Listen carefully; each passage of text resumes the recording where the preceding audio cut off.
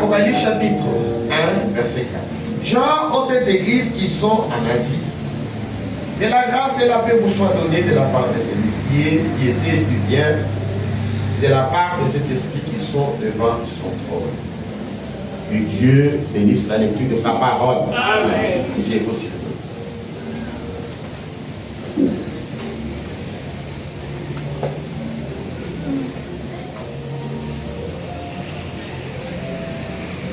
L'apôtre Jean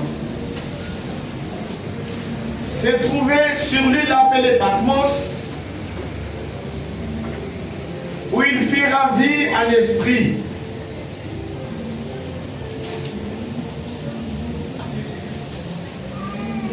Et il reçut l'ordre d'écrire tous ceux qui entendaient ce qu'il voyait et les envoyer aux sept églises qui sont en Asie Mineure. Ici, au verset 4, nous avons la dédicace aux sept églises d'Asie. Il dit, et la grâce et la paix vous soient données de la part de celui qui était, qui vient, et de la part de cet esprit qui sont devant son trône. Devant le trône de Dieu,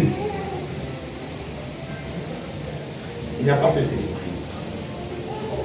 C'est le même esprit de Dieu qui travaille tout au long de cet âge de l'Église. Amen. Amen. C'est le seul esprit qui a travaillé dans le premier âge de l'Église, l'âge de fer. Le même esprit qui a travaillé dans l'âge d'esprit, dans l'âge de Pergame, de Thyatire, de Sardes, de Philadelphie et de la Odyssée. Dans ces versets, je dis de la part de celui qui était et qui vient. Qui est-il? Celui qui était et qui vient. Nous avons vu que c'est le Seigneur Jésus-Christ. Amen.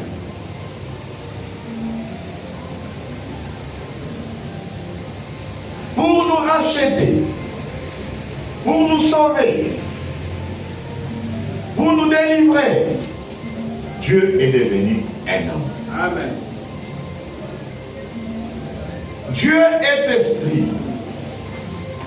En tant qu'esprit, il est invisible. Amen. Il habite une lumière inaccessible. Personne ne l'a vu et ne peut le voir. Dans la rédemption, pour nous sauver, nous racheter, Dieu est devenu un homme. Amen. Il a porté le nom de Jésus-Christ. Et Jésus-Christ, en tant qu'esprit, il est sur la terre depuis le jour de la Pâque. Amen. En tant que la parole, il est là depuis le commencement. Et en tant qu'homme, il est dans le ciel. Amen. Sur le trône de grâce. Il a une triple nature. C'est pourquoi, quand vous lisez dans les évangiles, il disait à ses disciples, il est avantageux pour vous que je m'en aille. Je ne vous laisserai pas orphelin.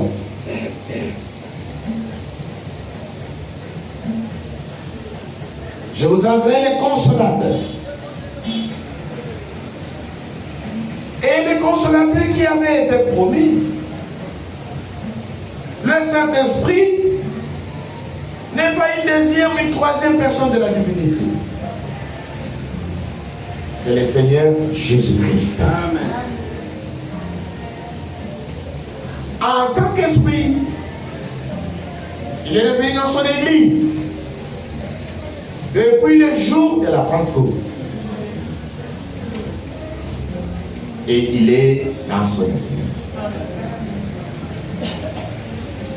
En tant que la parole, il est là depuis le commencement. Au commencement était la parole. Et la parole était avec Dieu. Et la parole était Dieu. Amen. Toute chose a été créée par elle. Et la parole a été faite chair. Amen. En tant que la parole, Jésus est là dès le commencement. Et Jésus est devenu un homme. La parole faite chair. Et en tant qu'homme, il est dans les ciels, sur le trône de grâce. Dieu est devenu un homme. Amen. Pour être un prophète. Dieu est devenu un homme. Pour être un sacrifice. Les sacrificateurs. Dieu est devenu un homme pour être un roi. Amen. Et là aussi, en tant qu'homme, il a une triple nature. Amen. Nous devons comprendre toutes ces choses. C'est lui qui était. C'est Jésus-Christ en tant que prophète. Il est le prophète qui avait été promis depuis le livre de Deutéronome par le prophète Moïse. C'est pourquoi quand il est venu, les Juifs disaient, c'est le prophète de Galilée. Il était le prophète. Il était le Dieu prophète. Et en tant que prophète, il s'est identifié à un aigle. Dieu identifie ses prophètes aux aigles. C'est pourquoi, en tant que prophète, il s'est déclaré, il s'est présenté comme étant le Fils de l'homme. Qui dit-il que je suis, moi, le Fils de l'homme? En tant que Fils de l'homme, il était le prophète qui était promis depuis le livre de Deutéronome.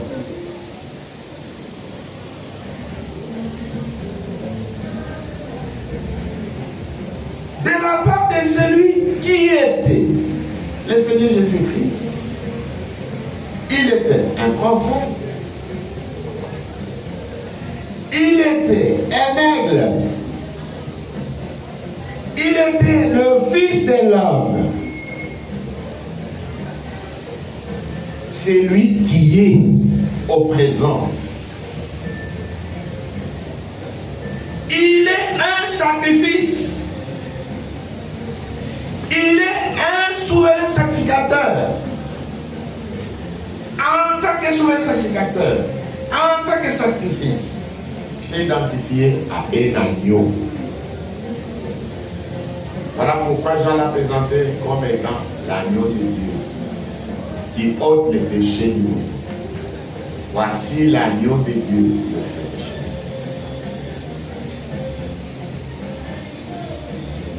Il est sur le trône de grâce. Il intercède pour nous. Amen. Il est le médiateur entre Dieu et les hommes. Amen. Jésus-Christ est homme. Amen. En tant que souverain sacrificateur, il peut être touché par les sentiments de nos infirmités. Le sacrificateur compatissant. Parce qu'il a été tenté en toutes choses comme vous et moi, sans commettre le péché. Et tout ce qui s'approche de lui, il est prêt pour les secourir.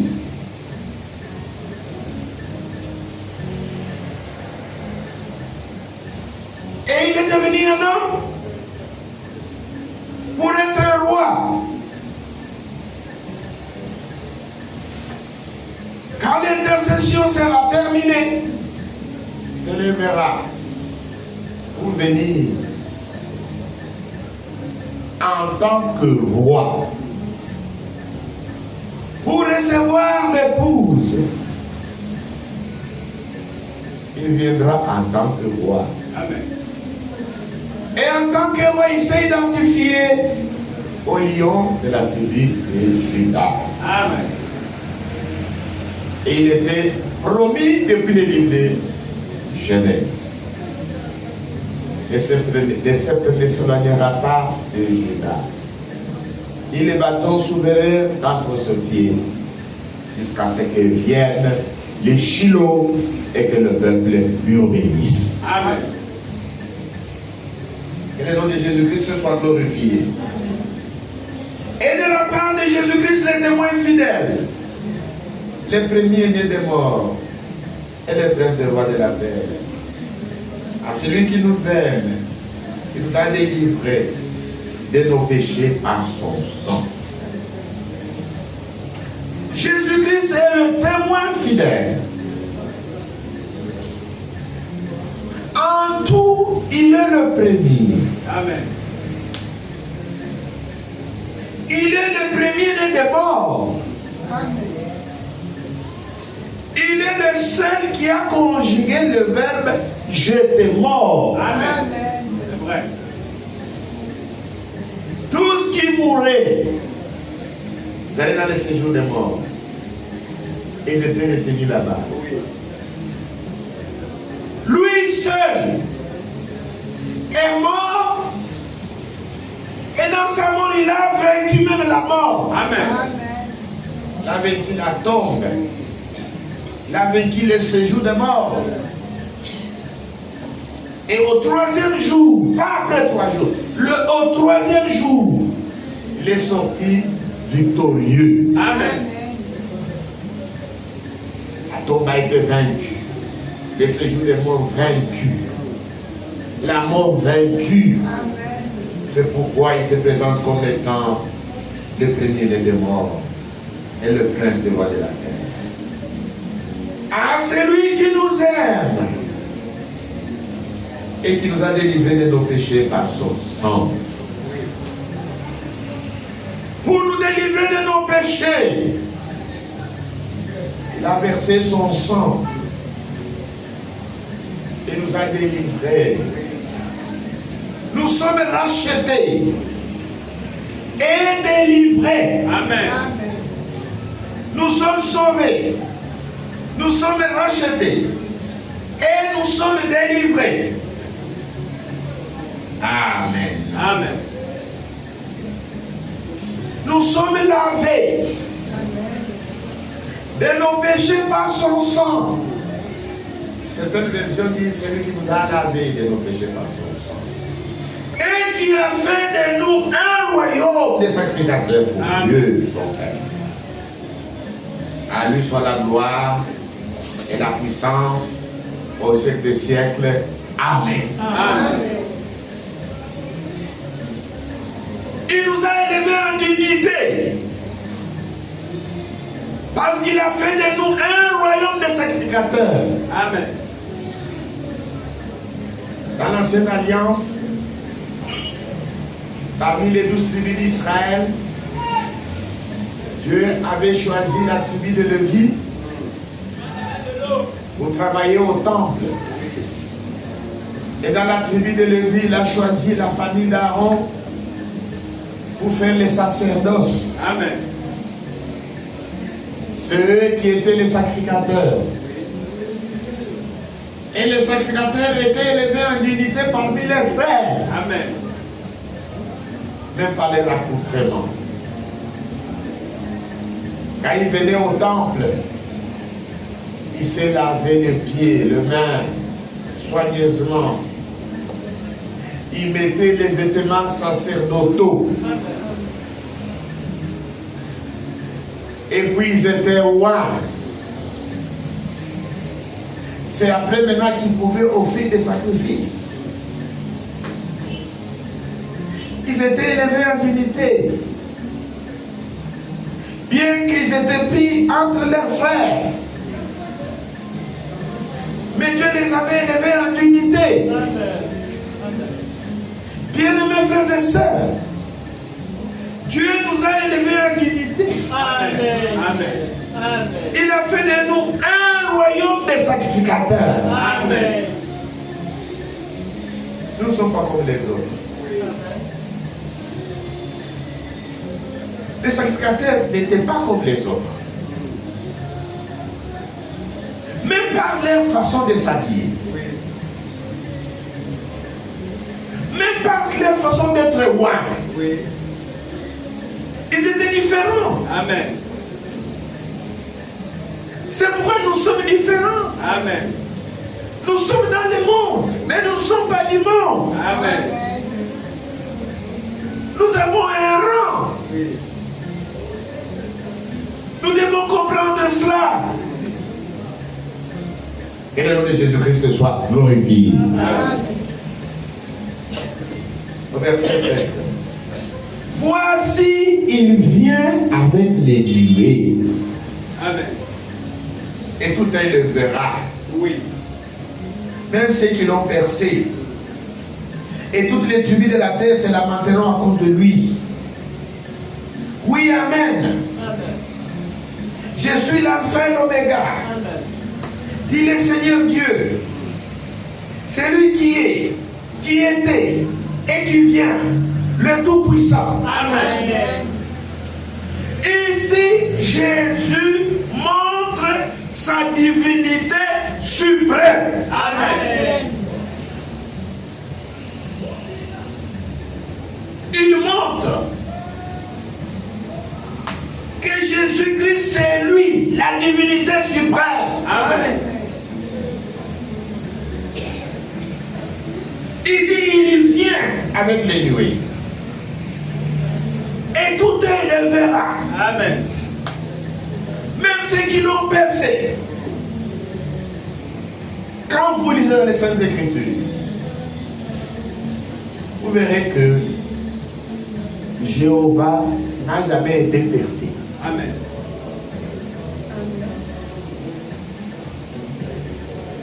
Celui qui a été percé, c'est le Seigneur Jésus-Christ. Amen.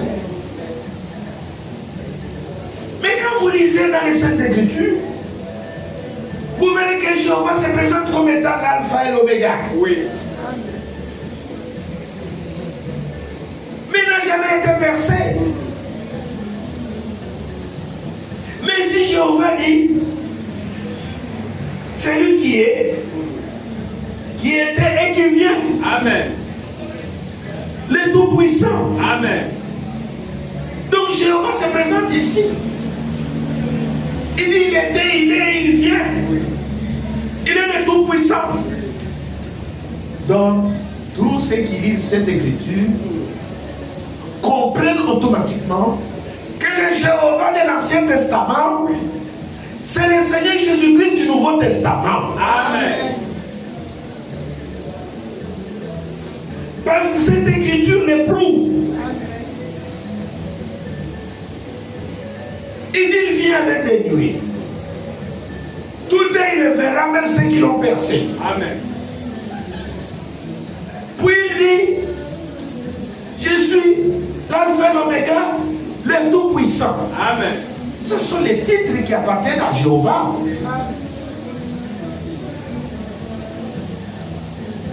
C'est pas ça de l'écriture. Mais KO tous les domaines de Jéhovah. Amen. Quand vous lui dites, vous dites que Jéhovah est à part, Jésus est à part. Mais montrez-nous quand Jéhovah a été percé.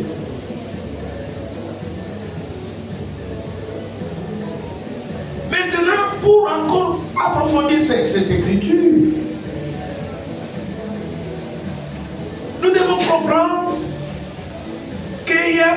première venue de Jésus-Christ. Amen. Et on ne doit pas les confondre. Amen. Mais pour l'Église, il y a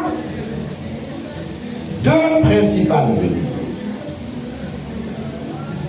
La première venue, c'est quand il est venu pour nous racheter. Amen.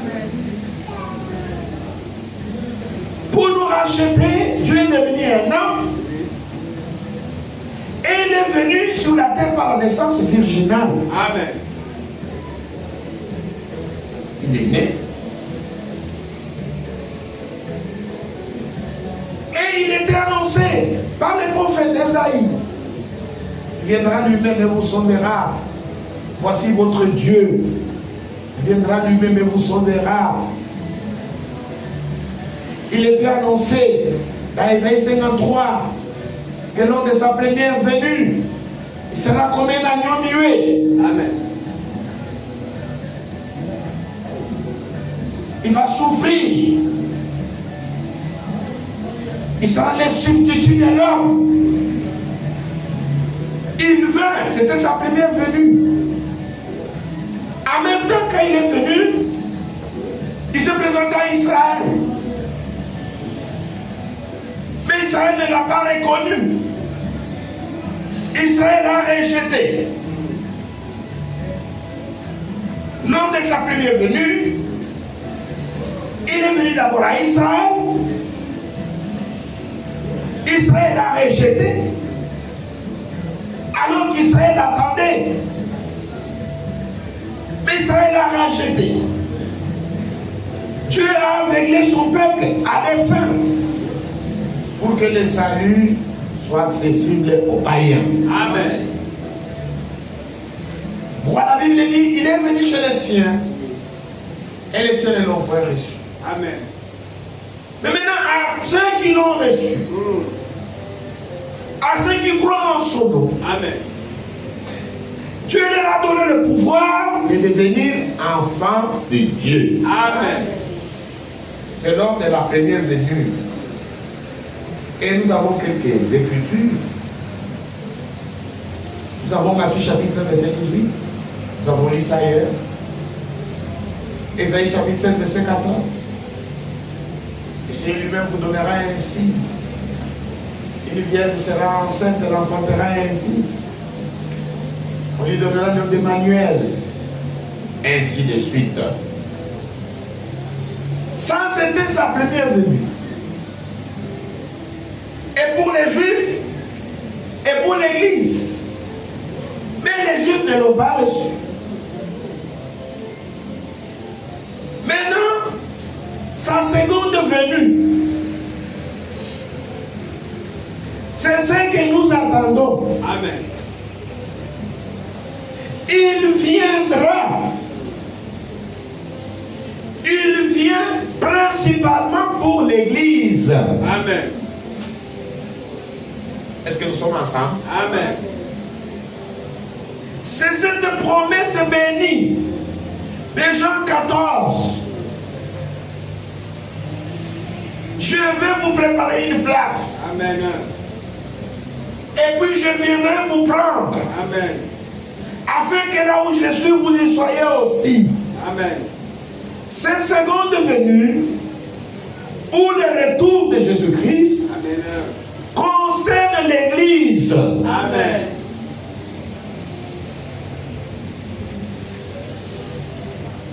L'Église a une promesse principale. Amen. Avant le retour de Jésus-Christ, Amen. c'est l'envoi du prophète Élie. Amen. Alléluia. Amen. Lors de la première venue, il y avait une promesse de l'envoi du précurseur. Et le précurseur de la première venue, c'était Jean-Baptiste. Amen. Jean-Baptiste vint pour préparer la venue de Jésus-Christ. Amen. Les élus et son ministère. Il est reçu. Et ce qui reçut Jean est reçu également le Seigneur Jésus-Christ. Amen. Amen. Ils étaient préparés à le recevoir. Et nous attendons la seconde venue. Et à la seconde venue également, il y a une promesse de restauration. Il y a une promesse de l'envoi du prophète Élie. Amen. Il y a la promesse du rétablissement. Amen. Et Dieu a accompli cette promesse. Amen. Il a envoyé dans notre génération un homme loin de l'esprit d'Élie. Amen. Avec un message. Et cet homme, c'est William Branham. Amen. Ceux qui reçoivent le message de William Branham se laissent préparer par ce message. Amen. Et ceux qui participeront à l'enlèvement de l'Église lors de la venue de notre Seigneur Jésus-Christ. Amen. Que le nom de Jésus-Christ soit glorifié. Amen. Ça, c'est la seconde venue. Maintenant, quand il viendra, l'Église sera enlevée. Amen. L'Église sera reçue au festin de noces de l'agneau. Amen. Ou dans le ciel. Oui. Amen. Pendant que l'Église sera dans le ciel, Jésus viendra maintenant du côté des Juifs. Amen. Et il va descendre sur la montagne de Sion. Quand il descend à la montagne de Sion, il va se révéler aux 144 000 Juifs. Amen. Pour Israël, ça sera la deuxième venue. La première venue, c'était pour nous racheter. À la même première venue, les Juifs ne l'ont pas reconnu. Il a été rejeté. Maintenant, quand il vient pour la seconde fois, pour l'Église, cette venue ne concerne pas Israël. C'est une venue soudaine et secrète. Amen. Et le Seigneur ne posera pas ses pieds sur la terre. Le Seigneur viendra et il sera dans le air. Amen. Et l'Église les rencontreront dans les airs. Amen. Est-ce que nous sommes ensemble? Amen. Et il nous introduira dans la Nouvelle Jérusalem. Et il ordonnera qu'un banquet soit organisé. C'est le festin de noces de l'agneau. Où nous serons assis à une même table avec Abraham, Isaac et Jacob dans le royaume de Dieu. Amen. Et pendant que nous serons à cette fête, Jésus descendra, il posera ses pieds sur la montagne de Sion. Amen. Là, il faut que je lise ça. Apocalypse chapitre 14. Je regardais, voici l'agneau s'étendait sur la montagne de Sion. Et avec lui 144 000 personnes qui avaient son nom et le nom de son père écrit sur leur front. Et j'ai entendu du ciel une voix comme un bruit de grosses eaux, comme le bruit d'un grand tonnerre, Et la voix que j'entendais était comme celle des joueurs de harpe, jouant de leur harpe, et chantent un cantique nouveau devant les trônes, et devant les quatre êtres vivants et les veillards. Et personne ne pouvait apprendre les cantiques si ce n'est les 144 000 qui avaient été rachetés de la terre. Amen. Amen. Là, le Seigneur pose ses pieds à la montagne de Sion. La montagne de Sion se trouve à Jérusalem-Est. Que le nom de Jésus-Christ ce soit glorifié. Amen. Après, le Seigneur vient encore pour la deuxième fois, pendant que l'église est encore au ciel. Il vient selon après chapitre 10. Il pose son pied sur la mer et sur la terre. Oui. En tant que propriétaire originel. Amen. Après chapitre 10. C'est très important. Et je vis notre ange puissant qui descendait du ciel enveloppé d'une nuée. Au-dessus de sa tête était l'arc-en-ciel. Et son visage était comme le soleil et ses pieds comme des colonnes de feu. Il était dans sa main un petit livre ouvert. Il posa son pied droit sur la mer et son pied gauche sur la terre. Et il cria d'une voix forte comme rugit un lion. Quand il cria, les saints tonnerres firent entendre leur voix. Amen. C'est quand il descend du côté des Juifs. Oui. Pour la deuxième fois, que les saints tonnerres feront entendre leur voix. Amen.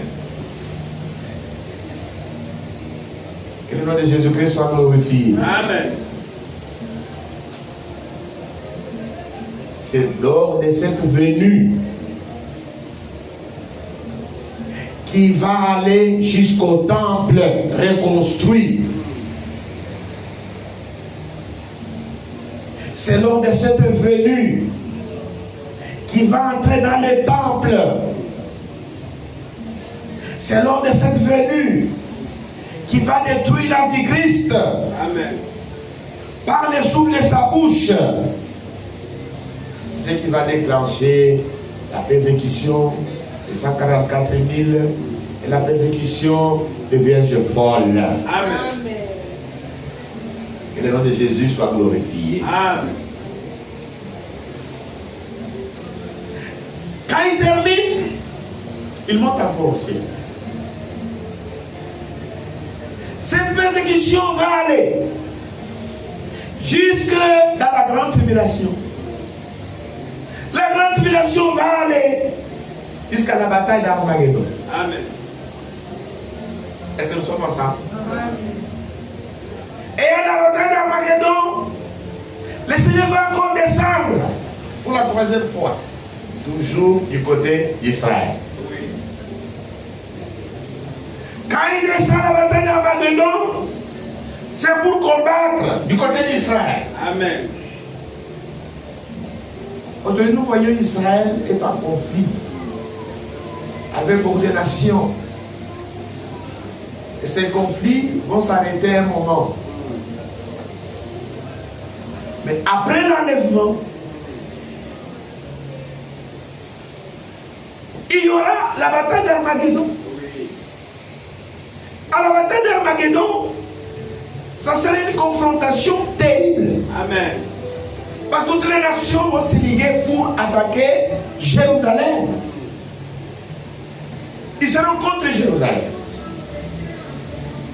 Et les peuples d'Israël seront presque vaincus. Alors Jésus descendra sur un cheval blanc pour combattre. Et il va combattre du côté d'Israël. Ce sera la troisième venue du côté d'Israël. Est-ce que nous sommes ensemble? Amen. Il va vaincre la bataille. Il va monter au ciel. Et il viendra maintenant pour la quatrième fois Cette fois-là, il ne viendra plus seul. Amen. C'est cette venue dont il est question ici. Il va venir accompagné des anges. Oui. Et tout un le verra. Il sera accompagné de son épouse. Amen. Et ce sera la 4e venue. Et il va descendre sur la montagne des Oliviers. Amen. Là, toutes les nations de la terre seront assemblées. Il va juger les nations. Selon Matthieu chapitre 25. Il va juger les nations en rapport avec la position de chaque nation vis-à-vis de son peuple d'Israël. Tous les pays qui ont aimé Israël, il va les mettre à sa droite. Tous les pays qui ont haï Israël, il faut les mettre à sa gauche. Il va les détruire. Selon de cette venue-là, cette 4e venue, du côté d'Israël,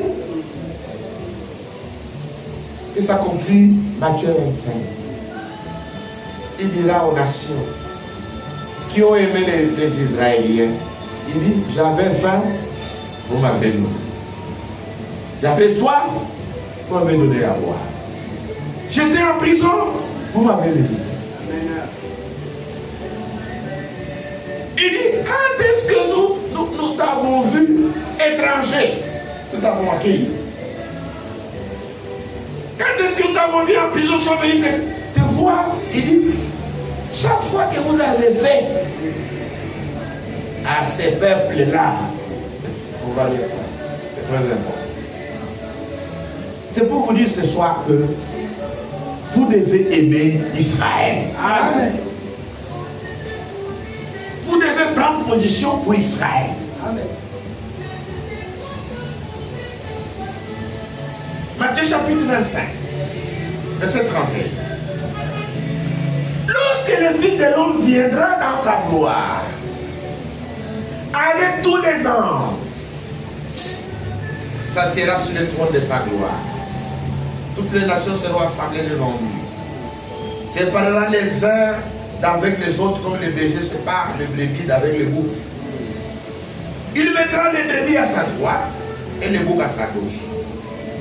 Alors le roi dira à ceux qui seront à sa droite, venez, vous qui êtes bénis de mon Père, prenez possession du royaume qui vous a été préparé de la fondation du monde. Amen. Car j'ai eu faim, vous m'avez donné à manger.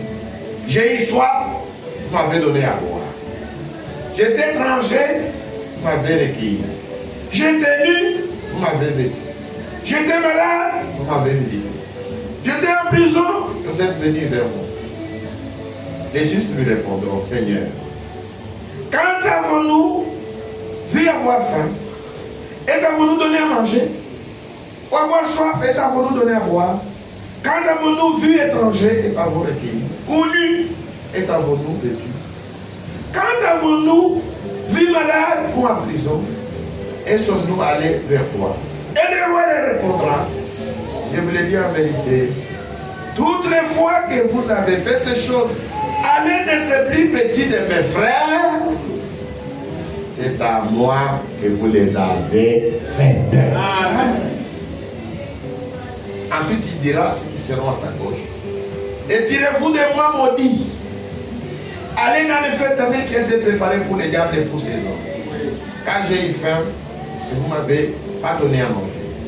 J'ai eu soif, vous ne m'avez pas donné à boire. J'étais étranger, vous ne m'avez pas recueilli. J'étais nu, vous ne m'avez pas vêtu.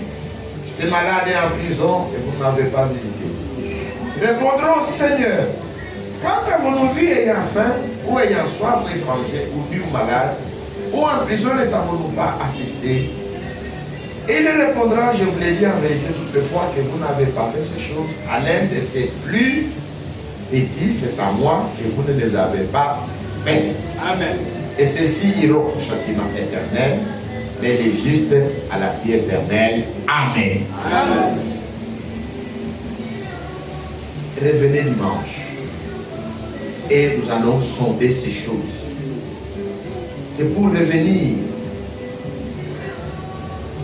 après chapitre 1. Où il dit, voici, il vient avec les nuées. C'est lors de cette venue-là, après la bataille d'Armageddon, il vient avec tous les anges. Il vient avec toute l'église. Amen. Il juge les nations qui étaient favorables à Israël. Il est dans sa droite. Ils vont entrer dans le règne avec lui.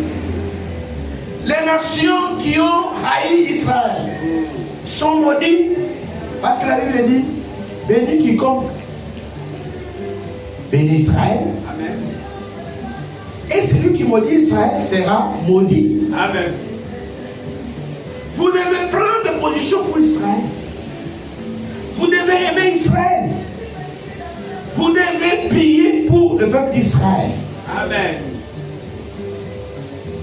Est-ce que nous sommes ensemble? Amen. Donc celui qui viendra avec tous les anges, avec tous les saints, c'est-à-dire il vient avec l'épouse. Après le jugement des nations, parce que la Bible l'appelle le roi, c'est alors qu'il va établir le royaume et il va s'asseoir sur son trône pour régner. Amen. Il va régner. Il va s'asseoir sur le trône de David son père à Jérusalem. Il sera roi. Amen. Sur toute la terre. Et ce sera le règne de 1000 ans. Amen. Le règne de millénium. Donc, voici, il vient avec les nuées. C'est avant le millénium. À la montagne des Oliviers. Il vient avec tous les anges. Avec tous les saints. Amen. Ce sera merveilleux. Alléluia. Amen. Nous serons là. Dans ce royaume de paix. Nous serons là. Amen. Zacharie chapitre 14. Verset 4. Ses pieds se poseront en ce jour sur la montagne des Oliviers, qui est vis-à-vis de Jérusalem, du côté de l'Orient. Amen. Amen. Il viendra. Ses pieds vont se poser sur la montagne des Oliviers, qui est vis-à-vis de Jérusalem, du côté de l'Orient. Ça, c'est très bien. Que le nom de Jésus-Christ soit glorifié. Amen. Venez dimanche. Nous allons continuer cet enseignement. Nous allons creuser ces choses. Ainsi, je vous invite à vous mettre debout. Nous allons l'adorer. Nous allons le remercier pour son plan merveilleux qu'il nous a révélé ce soir. Nous allons le remercier parce que ce mystère qui nous révèle, c'est caché aux sages et aux intelligents. Les gens disent que Jésus va venir, mais ils ne savent pas qu'il viendra quand. Même nous savons que nous l'attendons. Il vient pour chercher l'église, le racheter qui forme la troupe des vainqueurs, le pousse. Et quand il vient, nous ne serons plus sur la terre. Nous le rencontrerons dans les airs. Il nous recevra. Amen. Il nous introduira dans son palais. Et il y aura les festins de noces de l'agneau. Nous ne serons plus sur la terre. C'est pourquoi, jusque ce soir, pendant que nous sommes encore sur la terre en train de prêcher l'évangile, Jésus n'est pas encore venu. Amen. S'il y a des gens qui prêchent, Jésus est déjà venu. Ils mentent, ils sont gravement dans l'erreur. Parce qu'ils pensent que Jésus est déjà venu. C'est pourquoi quand Jésus viendra réellement dans les airs, ils manqueront cette venue-là. Remercions les Seigneurs pour nous avoir révélé toutes ces choses. Prions nous ensemble. Seigneur notre Dieu, notre Dieu, nous te remercions de tout. Parce que tu nous as révélé le mystère. Les mystères qui sont cachés aux sages et aux aînés. Mais tu les as révélés à nous. Parce que nous sommes. La prière à Dieu notre